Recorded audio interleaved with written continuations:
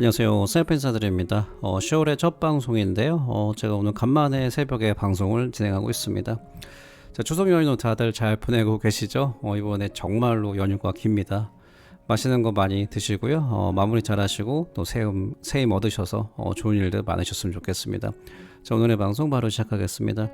자, 이제 오늘 같은 경우는요, 제가 그동안에 비트코인이 반감기 전에 2023년에 반은 상승하고 반은 하락한다, 이 내러티브를 제가 쭉 이어왔기 때문에 지금 업데이트를 제 생각에 공감해 주신 분이 많기 때문에 그거를 이제 같이 한번 다시 한번 이제 업데이트 드리는 게 맞을 것 같아서 방송을 켜게 되었습니다. 다시 한번 간단하게 리캡을 해보면요, 아마 끝에가 지금 화면이 잘려서 안 보일 수도 있을 거예요. 그래서 지금 보시면은 정확하게 한 번, 두 번, 세 번, 네 번 상승을 했고요, 5번 상승했고 9월에 상승을 했는데 이게 좀 놀랍습니다. 밑에 데이터를 보시면요, 이게 무려 7년 만에 처음으로 이제 4% 무려 4%가 상승을 했습니다. 그전 밑에 데이터를 보시면 확실히 이번에 트렌딩이 좀 깨졌다 볼 수가 있는 건데, 이건 오히려 지금 좋습니다. 왜냐면 뒤에서 보여드리겠지만 XRP 가격 상승에 있어서도 탄탄한 지지대를 만들 수 있다, 이렇게 볼 수가 있습니다.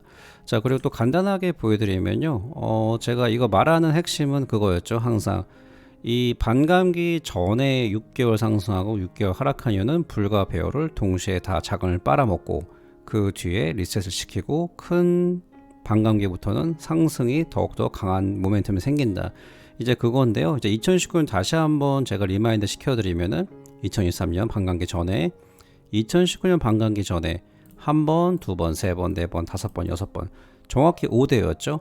2015년도 봐야 되는데 이때는 상승이 조금 더 많았습니다. 그 이유가 뭐냐면 7대 5인데 이때 첫 해 1월 달에 32%가 하락했기 때문에 그런 거고, 일단은 핵심에서 벗어나지 않는 거죠. 그 절반 상승, 절반 하락.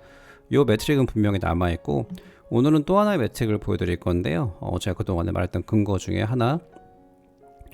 자, 이제 어떤 분들은 이제 S&P 시장이랑 암호화폐 시장이랑 관계가 분명히 있다, 코릴레이션이 있다신 분도 있고 없다신 분이 계신데, 저는 하락장이랑 이게 계속 데이터가 쌓이고 있어요. 다음에 이번에 불장을 걷고 다음 하락장에서 계속 제가 데이터를 만들고 있는데, 저는 하락장과 회복장대는 분명히 관계가 있다, 이렇게 보고 있습니다.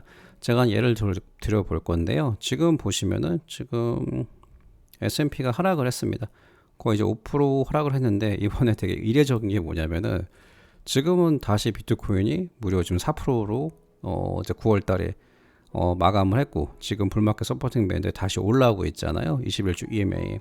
근데 이게 좀 긍정적인 모습이긴 하지만 이게 조금 이제 이례적이다. 또 하나 제가 보여드리면은 이때 한번 잘 보세요. 이때가 2023년 7월 30일 날 S&P 이제 마감할 때였는데, 저 요거 보면서 그 다음날 보니까 이거 조금 확실히 하락 트렌드구나, 제가 이때 판단했었고, 정확히 같은 날짜에 보시면은 비트코인 시장 봤을 때 7월 30일 날 이때 분위기 어땠냐면은, 사람들이 이때 이 모멘텀이 이어진다고 생각을 하면서 추가 상승 뭐 4만 불 갈 거다, 5만 불 갈 거다, 이런 얘기가 되게 많았는데 제 생각이 이번엔 맞았죠. 맞아가지고 이렇게 떨어졌다. 그러니까 지금 여기에 버티고 있는데, 그러니까 이렇기 때문에 지금 보신 것처럼 완벽히 100% 다 맞을 수는 없지만 그 트렌드라는 게 있잖아요. 그래서 반감기 전에는 S&P 시장이랑 비트코인 시장이랑 연결되어 있다. 이걸 조금만 더 제가 말씀드리면은 S&P 같은 경우 역사적으로 지금 선거가 내년이잖아요. 그러니까 선거 전에 8월에서 9월 사이에 조정이 많아요. 실제로 왔었고요. 근데 이 경우로 비트코인도 가격이 하락한 경우가 있었는데 오히려 지금 보시는 것처럼 가격이 상승을 한 거죠, 이렇게.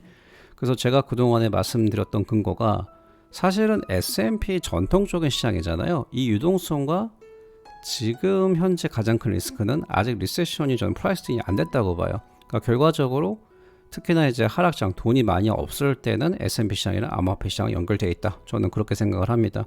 그러니까 지금 또 하나 큰 리스크가 뭐냐면은, 거시적으로 봤었을 때는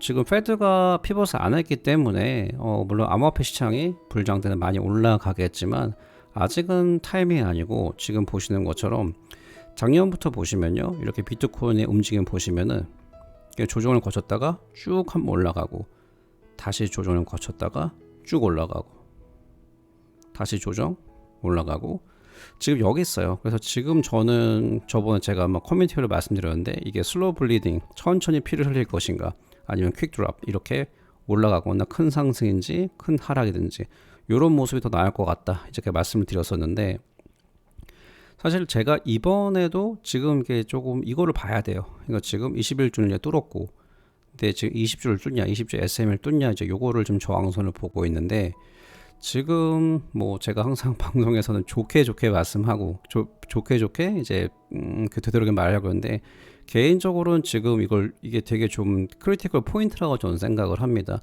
왜냐하면 이걸 뚫어야지만 S&P, XRP도 역시도 가격을 크게 상승을 볼 수가 있습니다. 여기 보시는 것처럼 이제 강세 지수 올라올 때마다 큰 상승이 있었죠. 큰 상승. 이때는 아예 강세 지수는 위에서 돌고 있었잖아요. 불장 때 이런 차트가 보이면은 굉장히 좋은 모습이다. 그래서 결국은 이렇게 올라갔습니다. 그러니까 지금도 지금 비트코인이 가격을 유지하고 있기 때문에 지금 좋은 모습을 이제 보여주고 있고요.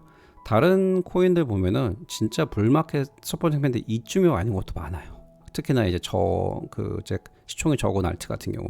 그래서 다른 코인들에 비해서 XRP가 지금 잘 버티고 있다. 이렇게 제가 말씀드릴 수가 있습니다. 자, 그리고 이거는 이제 S&P랑 비트코인 USD를 나눈 건데요. 뭐 간단하게 말씀드리면은 이 빨간색 트렌딩이 많을 때는 비트코인이 S&P를 아웃퍼포밍 한다. 이렇게 이해하시면 되고요. 초록색이 많을 때는 S&P가 비트코인을 이기고 있다.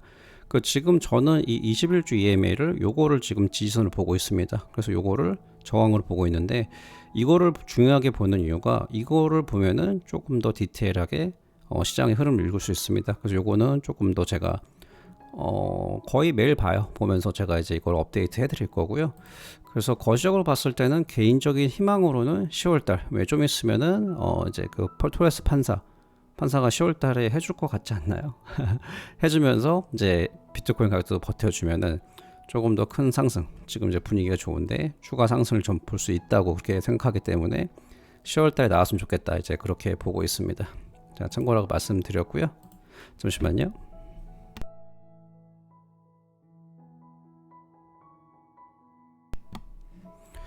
자, 요즘에 그 XRP 가격이 조금만 좋으면 이제 이런 게 굉장히 많이 나와요. XRP가 강력한 복귀를 보이고 있다. 근데 솔직히 뭐 강력하지는 않죠. 근데 시장 심리가 변화하고 있으며 이제 강세 물결, 그러니까 본인의 생각인데 이러면서 XRP가 가장 큰 물결을 보여주고 있다.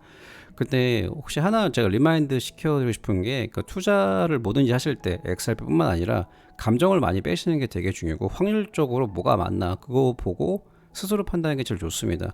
요때 분위기 보셨어요? 750원까지 올라왔을 때. 어떻게 보면은 뭐 이제 트위터 같은 데 보면은 완전 미쳤어요. 완전히 분위기가. 근데 뭐 결과는 이렇거든요. 결과는 지금 토해낸 건데, 이때 되면 또 아무 말 안 해요. 그러니까 이게 조금 조심하시고 이제 본인의 항상 기준을 가지는 게 가장 중요하다고 생각을 합니다. 참고로 말씀드렸고요.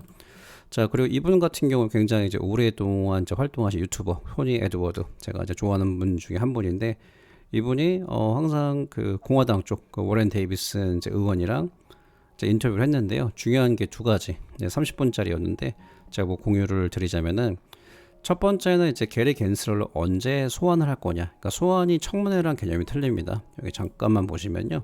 그러니까 이게 미국에 관한 소환법인데요. 세 가지 방법으로 소환 요구에 대응할 수가 있는데, 소환에 응하거나, 소환을 거부하거나, 소환 자체를 거부한다.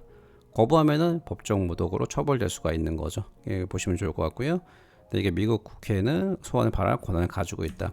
그래서 인터뷰를 와서 다시 보면은 이제 이분은 이제 그 금융 하원 의원장은 아니고요. 그 맥켄리라고 있습니다. 이제 그분이 게리 겐슬러한테, 너한테 소환장 보내긴 싫은데 원하는 서류를 안 주면은 어쩔 수 없이 소환장 보내겠다. 그래가지고 내년 초 정도에 이제 소환을 할 거다. 이제 그렇게 스케줄 잡혀 있는데, 좀 웃긴 게 뭐냐면은 이쪽 사람들이 오히려 소환장을 받으면 겁내는 게 아니라 그걸 즐긴다 그러더라고요. 참 어이가 없습니다.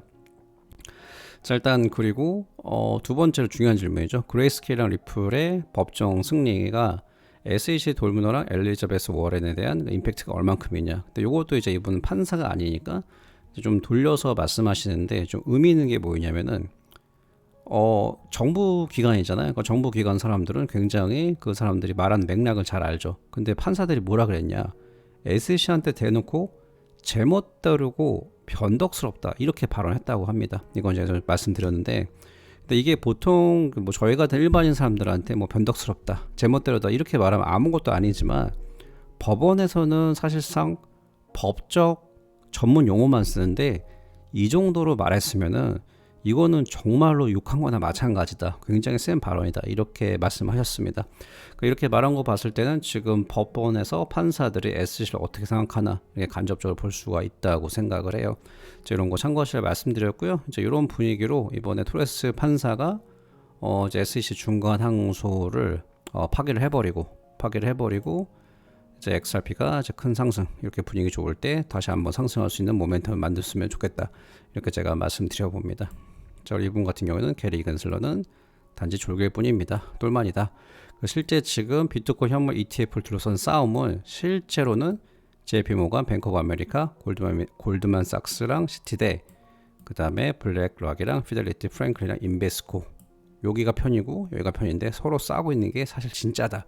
새로운 관점이 사실은 엄청나게 흥미로울 것이다. 이제 이렇게 하면서 캔슬러 냄새 나는데 냄새 맡은 무슨 말인지 모르겠습니다. 자, 이러겠습니다. 자, 방송 도움 되었으면 좋겠고요. 남은 추석 다들 즐겁게 마무리했으면 좋겠습니다. 감사합니다.